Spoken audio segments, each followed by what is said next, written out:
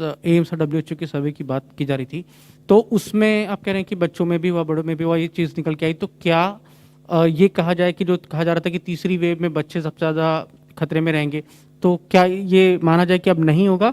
और क्या स्कूल खोले जा सकते हैं क्या आगे चल के? ऐसे नहीं कहना चाहिए, क्योंकि देखिए कुछ चीज़ें और कई सारी चीज़ें हमारी नोन है इस वायरस की, डिजीज़ की। कुछ चीज़ें हम नहीं जानते, अभी भी नहीं जानते। जैसे मैंने कहा कि हर्ड इम्यूनिटी का क्या लेवल होगा, कंजेक्चर है। पहले 65-70 कहते थे, फिर वो चेंज हो गया। तो कई चीज़ें हम सीख रहे हैं। और दूसरी बात ये है कि ये ठीक है, बच्चे इन्फेक्ट हो रहे हैं और होपफुली प्रोटेक्ट भी हो रहे हैं उसके साथ साथ।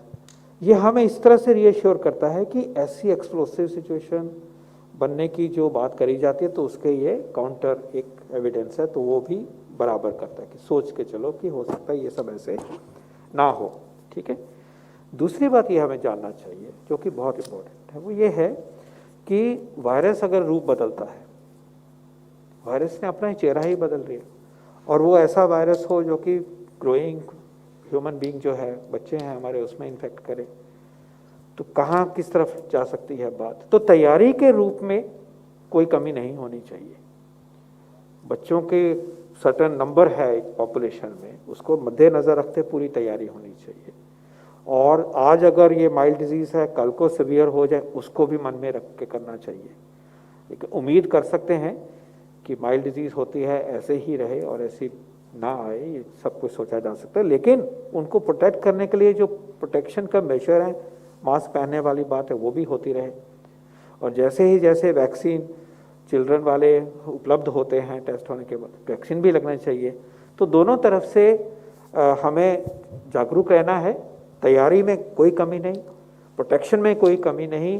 ये दिखाते हैं कि शायद ऐसा माहौल ना बने, लेकिन हम उसको सिर्फ उतना देख के अपनी तैयारी छोड़ देंगे, ऐसा नहीं होगा। यही भावना से हमें आगे जाना है। हाँ जी, आई डिडंट गेट। स्कूल खोलने में कई चीज़ों का ध्यान रखना पड़ता है, वो एक अलग टॉपिक है। सोचा जाए तो हमेशा ये विचार आता रहता है सरकार के सिस्टम में कि स्कूल कब खोले जाएं, कब ये सब कुछ सेफ होगा।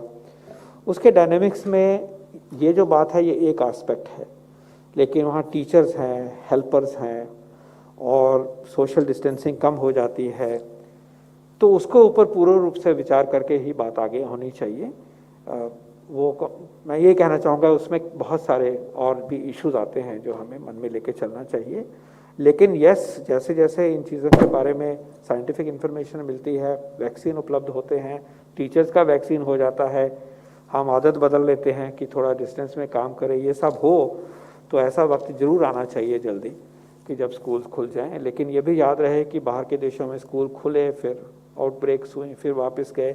हम अपने बच्चों को और हमारे प्रेशियस टीचर्स को उस सिचुएशन में नहीं डाल सकते, नहीं डालना चाहिए, जब तक कि थोड़ी ज़्यादा कॉन्फिडेंस हो कि हमारी पेंडेमिक जो है वो हमें इस स्वरूप में आके नुकसान नहीं करेगी। So that's a much larger discourse in which this information of course will be useful to take into account. Number 10.